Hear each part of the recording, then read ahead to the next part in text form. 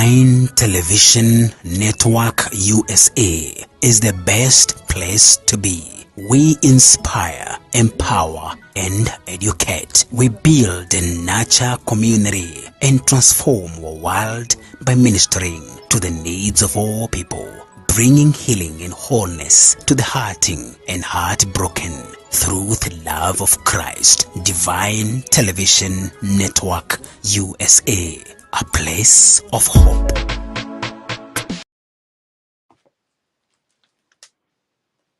Good morning, shalom, shalom. Jesus is Lord, and this is the beautiful day that the Lord has made, and I will rejoice and be glad in Him and be glad in it.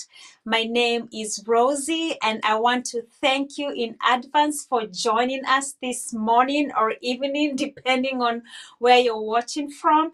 Just so you know, we love and appreciate your support. And one way you can support us is by sharing this video, tagging a friend, and also let us know where you're watching from, and know that God loves you. God, we appreciate your support, and may God richly bless you. So tonight, it's night time for me. I'm going to be sharing with you 10 reasons why you should not worry. So if you have your Bible, as you tag your friend, whatever device you're using, we are going to study 10 reasons why you should not worry based on the book of Matthew chapter 6. And before I go any further, I want to start with the word of prayer. Lord Jesus, I thank you for your grace. I thank you for your mercy. I thank you, Lord, that you are my teacher. Let me decrease that you may increase. Give us ears to hear and a heart to receive your word, not as a word of man, but as your word, Lord Jesus, and bring to remembrance, Lord, everything that you have taught me. And may you get all the glory and all the honor. In the matchless name of Jesus Christ, I pray. Amen, amen, amen, amen. And we plead the blood of Jesus. I plead the blood of Jesus over our environment and over everything that would hinder us from hearing your word. So, Lord Jesus, have your way. In Jesus' name I pray. Amen, amen, amen. So tonight, let's just talk. So, there's so much that is going on in the world.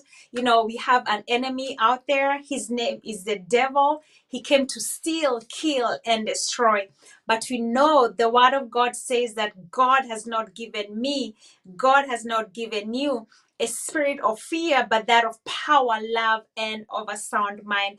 So when you see what's going on in the world, we can be tempted, or we can just, unconsciously or consciously start being fearful, start worrying about what's going to happen to our children, to our future, how we're going to survive. But the Bible says not to worry about anything. The Bible says in the book of Psalms chapter 23 and verse 1 that the Lord is my shepherd. I shall not lack for nothing. I shall not lack for nothing. So whatever you think or feel like you're going to lack, whatever you think that you need, the Bible says that the Lord is my shepherd. I shall not lack. Another translation says, the Lord is my shepherd. I don't need a thing. It goes back forward to the book of Philippians, where the Apostle Paul said that my God shall supply all my needs according to his riches in glory in Christ Jesus. Because when you see, gas prices are going up, food prices are going up, it's natural. It's natural for us to worry, but we have to come to a place where we let the word of God have the final authority.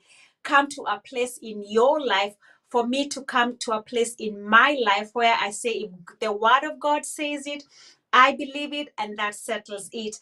That God is not a man that he should lie, neither a son of man that he should confess. He watches over his word to perform it. We are the believers, and God is the performer, and God is able to do exceedingly abundantly above all that we can ever imagine or even pray about. Nothing ever catches God by surprise. So if you look at the Bible, people prospered in famine season. He is the same God. He's not just the God of Abraham, Isaac, and Jacob. He is also my God. And as a child of God, you can boldly claim that the same God of Abraham, the same God of Jacob, the same God of Israel is my God. And if he did it once, he will do it again. He is not a respecter of persons. He is a respecter of faith, because faith is the currency of heaven.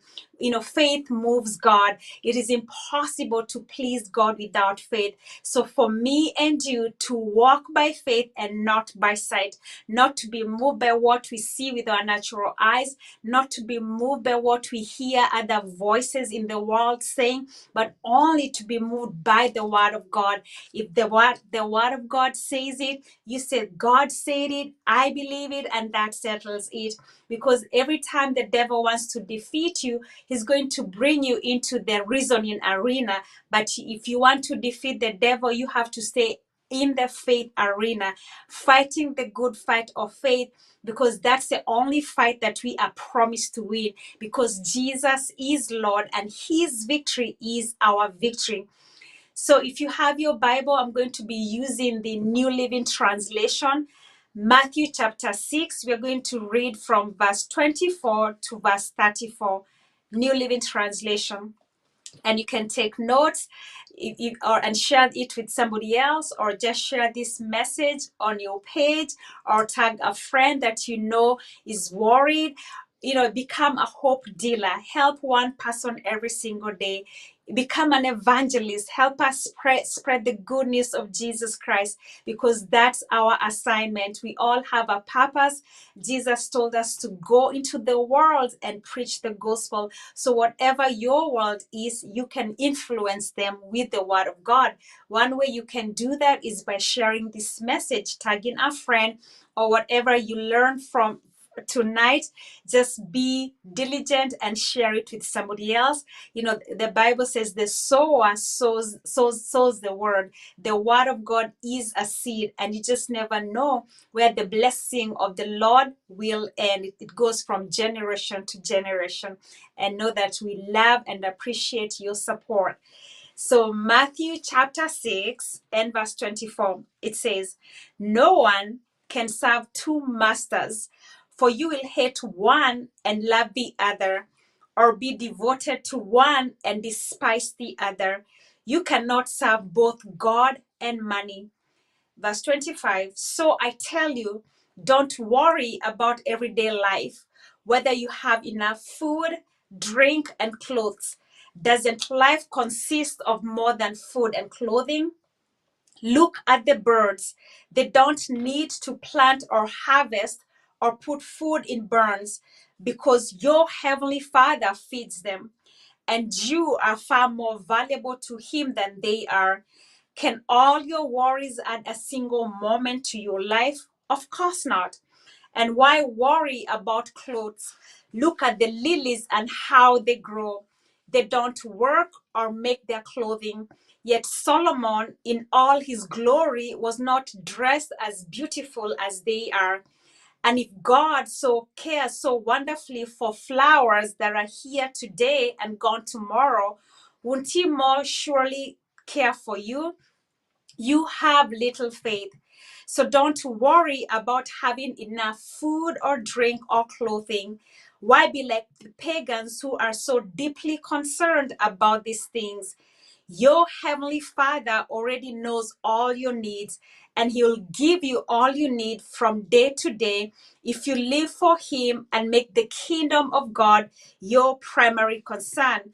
So don't worry about tomorrow, for tomorrow will bring its own worries. Today's trouble is enough for today. So just look at it, just use your spiritual imagination. The Bible says, cast all your cares upon the Lord because he cares about you. So whatever you're worried about, you just, you write them down, and just, maybe a shoebox or a container. He says, all your cares, you're worried about your finances, you're worried about your job, you're worried about your children, you're worried and concerned about your health. You write them all down. You're worried about your husband, your wife, whatever you're worried about. You write them all down and take, maybe it's a shoebox or a container, and put them all those things you're worried about, put them in a box and say, Lord Jesus, I'm giving you all this. I'm giving you my children. I'm giving you my finances. I'm giving you, my health, my husband, my in-laws, whatever the case may be. And you say, you know what, Lord Jesus, I trust that you are able, and you cast all your cares in that little box and give them to the Lord. So this is the thing. Every time you're tempted to start worrying about your finances, about your health, about your job, it's like going back to that box and taking it away from God's hands. You know what you're saying? You're telling God, you are not able to take care of this. You're taking too long. I'll handle it myself. Just think about it. Would you really want to do that, knowing that God has the whole world in his hand? He is not without a plan, that he is able. What's impossible with men is possible with God. But every time we worry, every time I worry, it's like going back to that box and taking my children from that box, and taking my finances from that box, and taking my health from that box. When I already said I give it to the Lord, but because it's not working out to my expectation, I go and take it back from God's hand. Every time you worry, it's like a tag. You take it, you give it to God, you give it to God, you take it.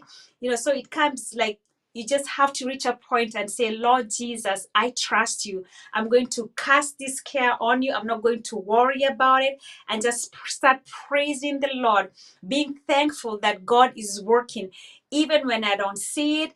Just because things are not working at my own timing, God's timing is not my timing. The book of Isaiah, I believe, is chapter 55, says, God's ways are higher than ours. It's, one day for God is like 1,000, and 1,000 days is like a day. God doesn't work on our clock, on a 24-hour clock. The most important time in God's timing is now. That's why the book of Hebrews chapter 11 and verse 1 says, faith is now. So when you read this passage, it tells us 10 reasons why you and I should not worry. Why you and I should not keep going back to that box and taking our cares and saying, I'm going to take care of this. God is taking too long. I'm just going to help God. How about we just say, I gave it to God. I'm not going to worry about it. When you worry, it's like sitting on a rocking chair. Have you ever seen someone on a rocking chair? They're just going back and forth, back and forth. I look like I'm doing something, but I'm not moving. I'm not going anywhere. So worrying is like sitting on a rocking chair, making so much busy motions, but it's not going. You're not making any progress. You're still in the same position. So it is useless. It's a waste of time, versus you just cast all your cares, all your worries upon the Lord, and to start thanking him in advance that he is working, that nothing is impossible. Even when I don't see it, God is still on the throne. He is still Lord, and he is working. He's working all things. The Bible says all things work together for the good to those who love God and are called according to his purpose. Not for everyone, for those who love God. And how can we show God that you love him? It's by trusting him, by being doers of the word. Even when it doesn't make sense, we just do it. Why? Because we love God and we are obedient to his word, in Jesus' name. So number one reason why you and I should not worry, we find it in verse 25. So I tell you, don't worry about everyday life, whether you have enough food, drink, and clothes. Doesn't life consist of more than food and clothing? So that's reason number one why I should not worry, because life consists of more than food and clothing. The Bible says, man shall not live by bread alone, but by every word that proceeds out of the mouth of God. So do not worry about your food, about your clothes, because life consists of more than food and clothing. And then it goes on to say, look at the birds. They don't need to plant or harvest or put food in barns. Number two reason is that why you should not worry. Look at the birds in the air. They don't worry about anything because your heavenly Father feeds them. So number two reason why you should not worry is that you are far more valuable to him than they are. You are far more valuable to God than the birds in the air. The book of John chapter 3 and verse 16 says, for God so loved the world that he sent his only begotten son, that whoever believes in him will not perish but have everlasting life. He did not say, for God so loved the birds and the plants. No, God so loved you. God so loved me. Then even if it was just you in this earth, God will still have sent Jesus to die for you, to redeem you, because you are far more valuable to God than the birds. You are created in the image of God. You have the same DNA as Jesus. As Jesus is, so are you in this world. And if God loves you just as much as he loved Jesus. He purchased your freedom, purchased you from the kingdom of darkness into the kingdom of light, not with silver and gold, but by his own special blood. So every time you think that you are not valuable, every time you feel like you're less than, every time that you think that you are forgotten, know that you are valuable to God, and God is thinking about you right now, that you are a masterpiece. You are God's own special child. You're valuable to God, and he cares about you. So that's reason number two why you should not worry, is that you are far more valuable to God than the birds in the air. He takes care of the birds in the air. He will surely take care of you. Reason number three, can all your worries add a single moment to your life? Of course not. It goes back to what I just illustrated, sitting on a rocking chair, just making all these busy motions. They're not going to add a single moment to your life. It's just a waste of time. So that's reason number three. All your worries are not going to add a single moment to your life. They're just stopping time, because you're not moving forward. You're not in the past. You don't know where you are. You're worried about the future, and God is, you're going ahead of God, because God is in the now. So you're in the future and God is right here now. You're worried about your past. God is not in the past. He is here right now. Hebrews chapter 11 and verse 1 says, now faith is, and now is defined as 0 to 5 seconds. Right now, what are you worried about? Don't worry about it. He takes care of the birds in the air. You are far more valuable to God than those birds. He'll surely take care of you. If he takes care of the birds in the air, then he will surely take care of me as his child. And then reason number 4. Verse 28 says, and why worry about your clothes? Look at the lilies and how they grow. They don't work or make their clothing. Yet Solomon in all his glory was not dressed as beautiful as they are. So reason number 4 why you and I should not worry is that the blessing of the Lord makes us truly rich, and it adds no sorrows with it. The birds in the air, they don't work for their clothing. So just think about it. They don't toil, they don't stress. Why? Because the blessing of the Lord makes you truly rich, and it adds no sorrows with it. What is blessing? You're empowered to prosper. Psalms chapter 24 says that the earth is the Lord and the fullness thereof, and you are a child of God. Everything that is God is yours. And Jesus died and left us an inheritance, and he is the only person who ever rose from the dead to make sure that we received the inheritance. Just think about it. When people, human beings die, leave an inheritance, they don't rise from the dead to make sure that you got your inheritance. But when Jesus died after 3 days, he rose again to make sure that we got what he died for. He said that I am come that you might have life and have it more abundant. Jesus became poor so that we might become rich. So look at the lilies and how they grow. They don't work or make their clothing. Yet Solomon, in all his glory, was not dressed as beautiful as they are. Just think about it. Solomon was the richest man ever documented in the Bible. Yet, you can think he has all this wealth, all this money. He has access to the best of the best. Yet, in spite of all that, the birds and the lilies are more beautiful than what Solomon wore. So, knowing that you are blessed, Christ has redeemed you from the curse of the law, and the blessing of the Lord makes me truly rich, and it adds no toil or sorrow with it. So that's reason number 4. And I believe right now you have shared this message. You're commenting. I can't see them, but I'll come and watch them later and taking notes, because this is so good. It just, for such a time as this is just a word in season. Because if we are not mindful, we will start worrying and stressing. But the word of God is tried and true. This is our peace, our refuge, our hiding place. So now we are in verse 30 for reason number 5, why I should not worry, why you should not worry. And if God cares so wonderfully for flowers that are here today and gone tomorrow, he says, let me go back to verse 29. Yet Solomon, in all his glory, was not dressed as beautiful as they are. And if God cares so wonderfully for flowers that are here today and gone tomorrow, won't he more surely care for you? So that's reason number 5.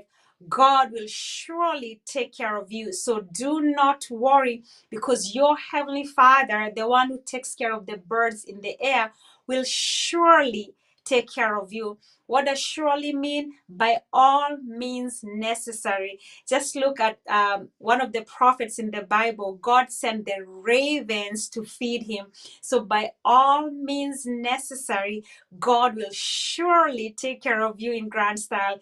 He took care of the children of Israel, fed them manna every single day, fresh manna. And look at you. You have a better covenant with God. You are born again. You have the same DNA as the Son of God, as Jesus. So why worry? God will surely take care of you. So that's number 5.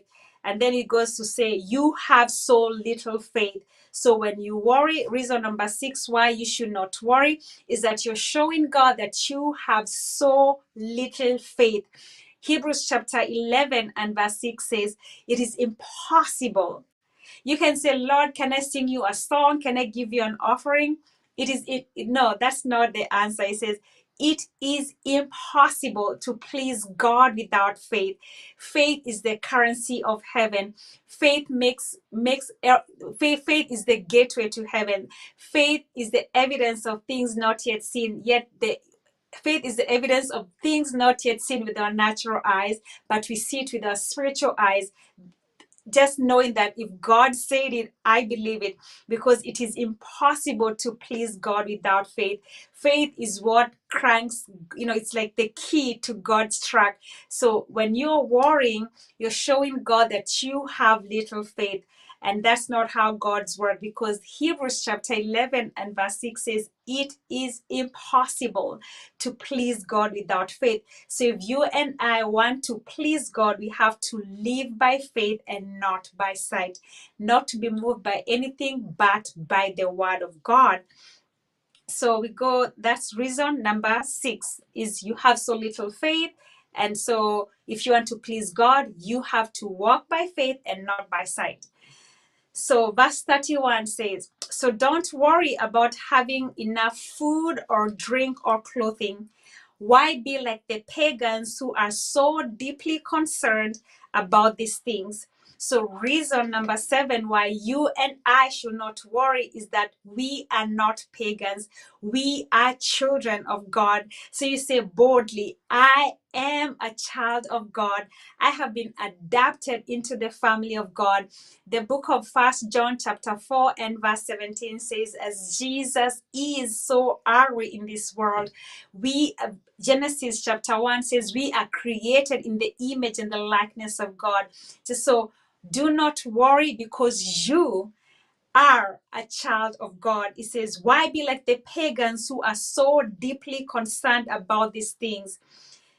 You have a heavenly father. You are not an orphan. Your heavenly father takes care of the birds in the air. He will surely take care of you. You are a child of God, and you are far more valuable to God than the birds in the air. So that's reason number 7, is that you are a child of God. So when you start worrying about your finances, about your future, about what you're going to wear, eat, or drink, remind yourself, I am not going to worry. I am a child of God. If He takes care of the birds in the air, He'll surely take care of me in grand style. So, reason number 8, it says, your heavenly father already knows all your needs. So, reason number 8 why you should not worry is that your heavenly father already knows all you need. He knows you need money for rent. He knows you need money for school fees. He knows you need healing. He knows you need a child. He knows you need a wife. He knows you need a husband. He knows you need clothes. He knows you need all this stuff, and He will supply all your needs according to His riches in glory in Christ Jesus. There's no lack in heaven. God is a God of abundance. He is well aware. He is not blind. His hand is not short. He will supply all your needs according to His riches in glory in Christ Jesus. So reason number 8 why you should not worry is that your heavenly Father already knows all your needs. So when you're starting to worry, say, you know what, Lord Jesus, I know that you know. I know that you know that I need a job. I know that you know that I need a breakthrough. I know that you know that I need ABCD, and He'll surely supply, because He is our source. Our jobs, our all this other stuff on the outside, those are instruments that God uses to meet our needs. So you just looking to God as your source and say, you know what? Thank you, Jesus, that you already know I need this job. When maybe you're going for a job interview tomorrow, you say, thank you, Jesus, that you already know that I need this job, because you said you'll bless the work of my hands. You're going to a doctor's appointment, you say, thank you, Jesus, that you already know I need a good report. I need healing. Whatever the case may be, I need, the cancer to dry up. I need the depression to go. I need my eyes to see well. And God already knows what you need. So why are you worried? He knows you need it, and He'll surely show up and show out. So that's reason number 8. And reason number 9 why I should not worry is that, and He'll give you all you need. Reason number 9 is reason number 8 is your Father already knows what you need. And reason number 9, why I should not worry, is that God, my heavenly Father, will give me all. Let me just read it. And He will give you all you need, and He will give you all you need from day to day if you live for Him and make the kingdom of God your primary concern. He will give you, and He will give you all you need from day to day. He will give you all you need. All is an all-inclusive word. God is able to do exceedingly. He'll give you what you need from day to day. It goes back to the children of Israel. God told them, instructed them, get enough food for today. But when they got greedy and took, more than was required, the leftover went bad, collected moths. Why? Because He wanted to teach them this principle. I will give you, trust me to give you fresh food every single day. And those who did not trust, they took more than, God told them just take enough. They took more than they were supposed to. And what happened? It went bad. So God was pretty much trying to show them this principle. And I will give you all you need from day to day. All you need, an all-inclusive word. Whatever you need, just because you don't see it with your natural eyes, no, when you pray, know that God hears you and He'll show up. He is the God of suddenly. He's the God of the 24-hour miracle. His timing is not our timing, because we live in a microwave society where we want things instantly. But God is an on-time God. He will show up at the right time. It goes back to the book of Lazarus. Just think about it. Lazarus was dead 4 days. The Bible says he stank. The King James Version says he stinketh. Think about it. Somebody has been dead for 4 days, and here comes Jesus. To other people, it looked like it was too late. This man is already smelling. He's gone. But when Jesus showed up, it was the right time. What did he do? He commanded Lazarus to rise, and Lazarus, was not dead anymore. He came back to life. Why? Because God's timing is not man's timing. God is an on-time God. He will not be late.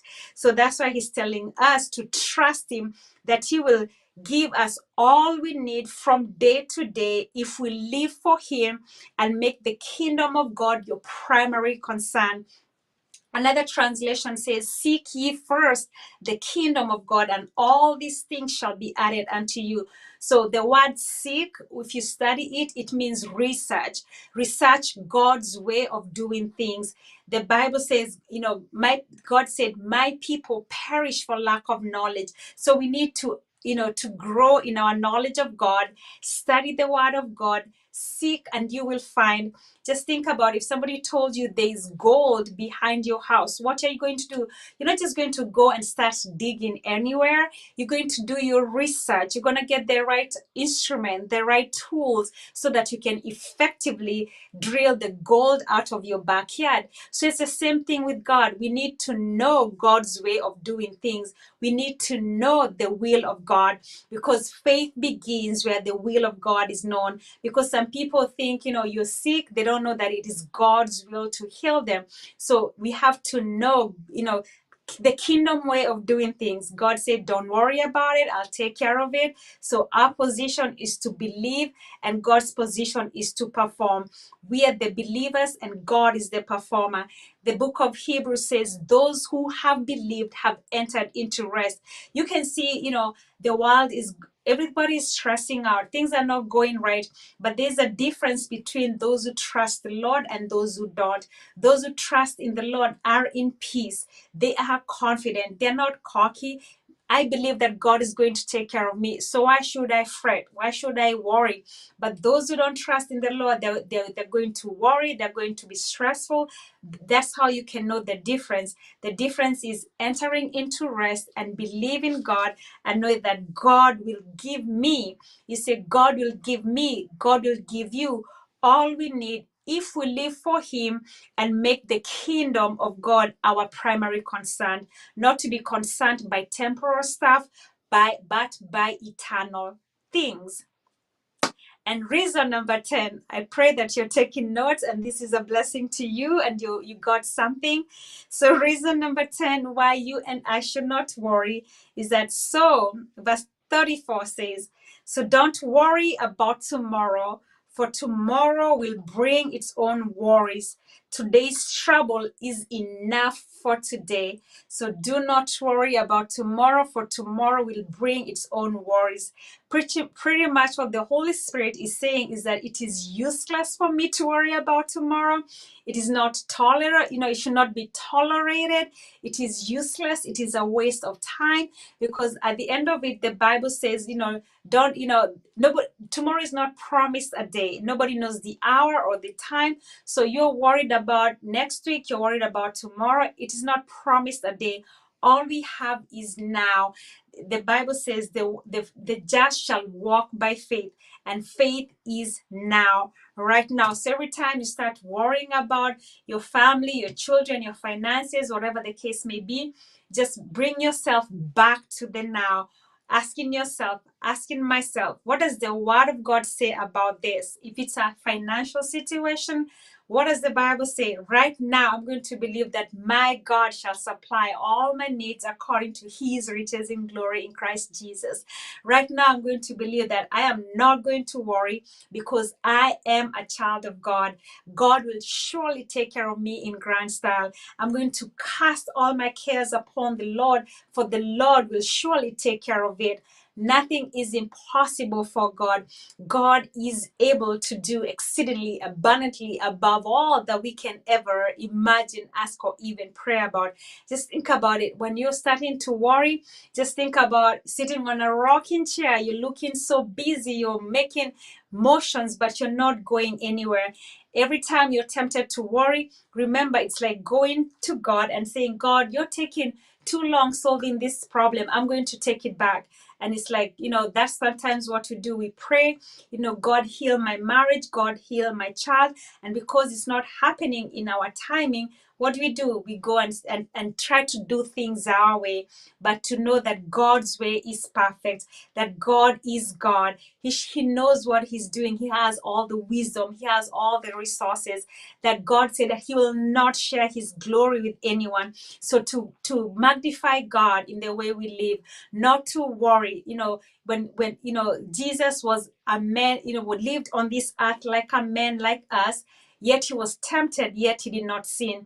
So when you look at all these reasons why God is giving us not to worry, he says that you have so little faith. When we worry, we are not trusting the Lord. It's like an insult to God's integrity. When God tells you not to worry and then you go and ahead and do the opposite, it's like, just think about if you have a child, you tell your kid, don't eat candy. And as soon as you look back, there he is eating candy.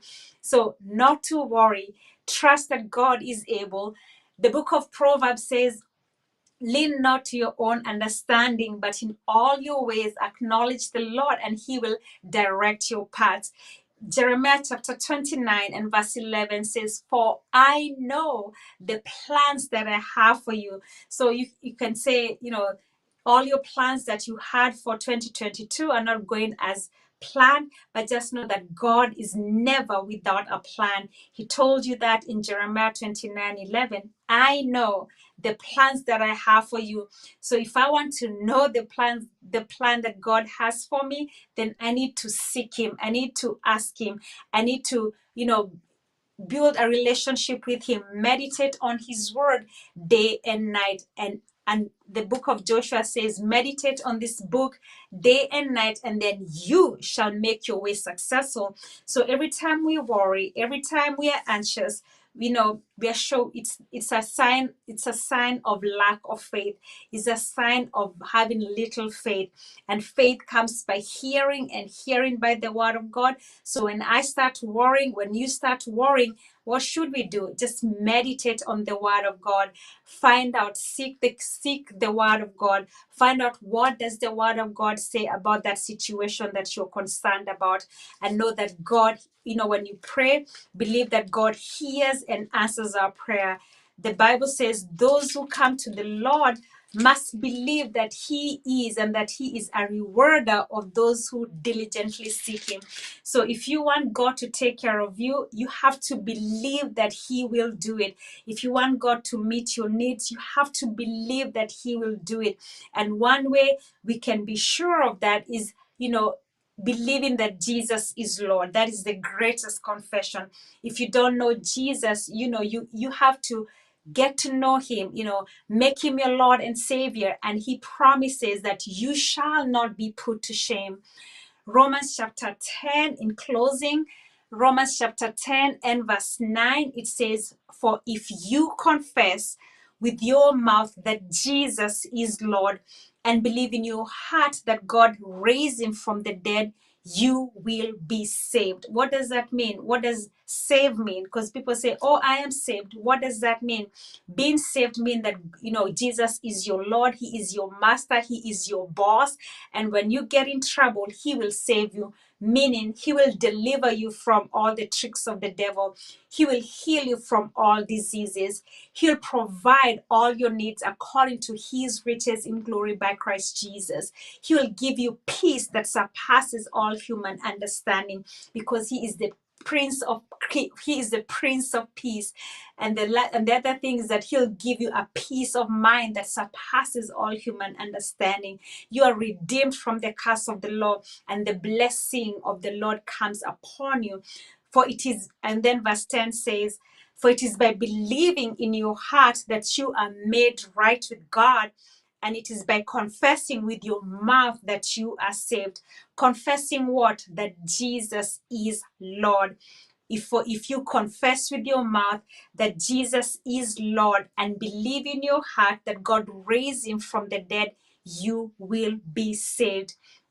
Verse 11 says, as the scriptures tells us, anyone who believes in him will not be disappointed. Why? Because God said that his word will not return void, but it shall accomplish that which it was set to do. So if God's word tells me not to worry, if God's word tells me that he'll take care of me, if God tells me that he will do the impossible, then I have to believe it.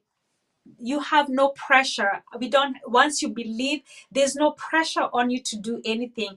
The only part we need to do is believe, and all the pressure is on God, because he's the one who said he will do it. So you don't worry about that situation anymore. You say, I believe God, you'll take care of me. I believe God that you will heal my marriage. I believe God that you'll bring my child back. I believe God, whatever the situation, you just say, I believe God, I believe God, I believe God. And he says that whoever believes in him will not be disappointed. So wherever you are, you just check your heart and say, Lord Jesus, I believe in my heart that you are the Son of God. I believe that Jesus is Lord. You just, said that's what the Bible says. If you confess with your mouth the Lord Jesus, if you confess with your mouth that Jesus is Lord, you will be saved.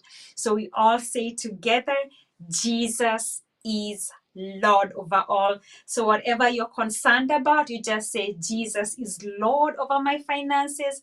Jesus is Lord over my marriage. Jesus is Lord over my children. Jesus is Lord over my mind, over my body, over my business, over my neighbors. Maybe your neighbors are giving you problems. You say, Jesus is Lord over my neighbors, over my household, over everything that concerns me.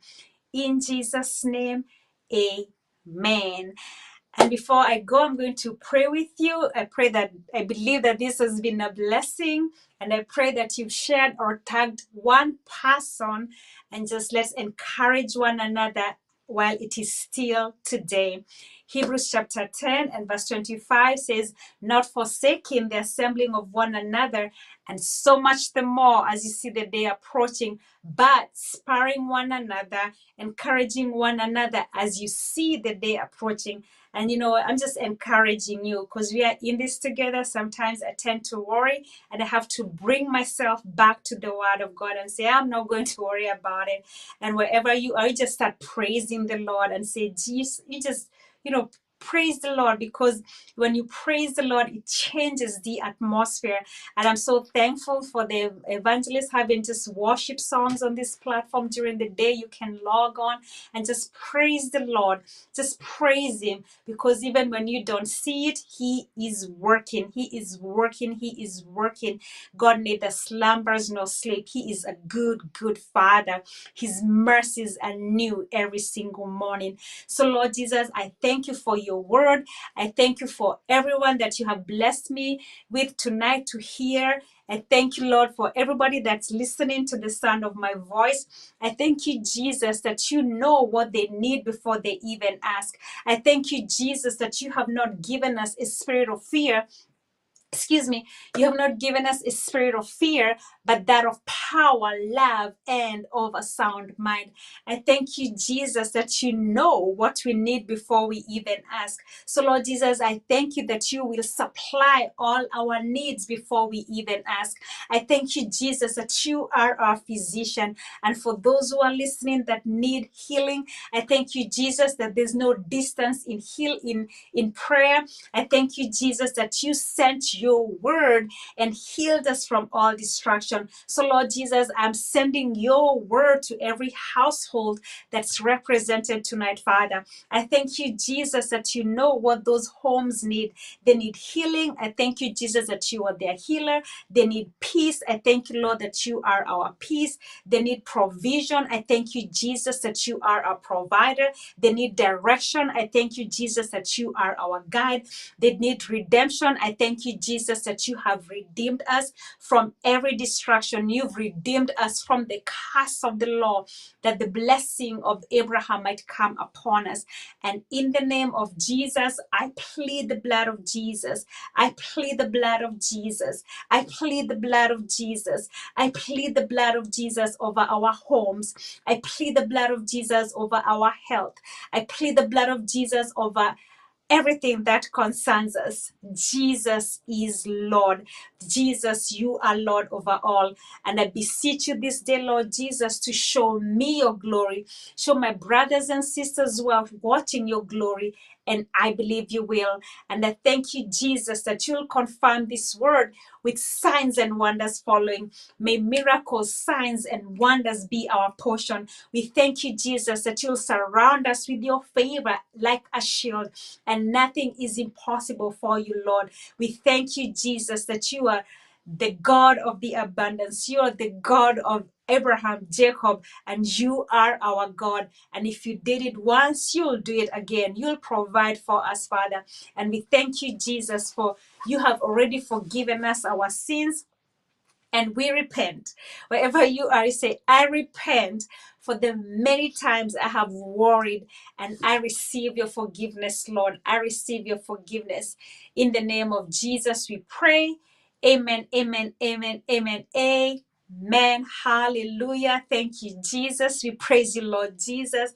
We thank you, Father. I thank you, Jesus. I thank you, Lord, for what you're about to do, for what you have done. And we thank you, Lord, that we will see your goodness while we are here in the land of the living. In the matchless name of Jesus Christ, I pray. Amen, amen, amen, amen, amen. So, my name is Rosie, and thank you so much for praying with me tonight. You are loved and appreciated, and you know, God loves you, Jesus loves you, we love you, and may God bless you abundantly. Until next time, you keep on smiling, you keep on believing, and do not worry about anything, because you are a child of God and you are far more valuable to Him than the birds in the air. You have the same DNA as Jesus. God loves you as much as He loved Jesus, because you are His child and you matter to Him. So thank you so much, and I'll see you next time. Have a great day, have a good night, and I'll see you next time. Bye bye. Thank you.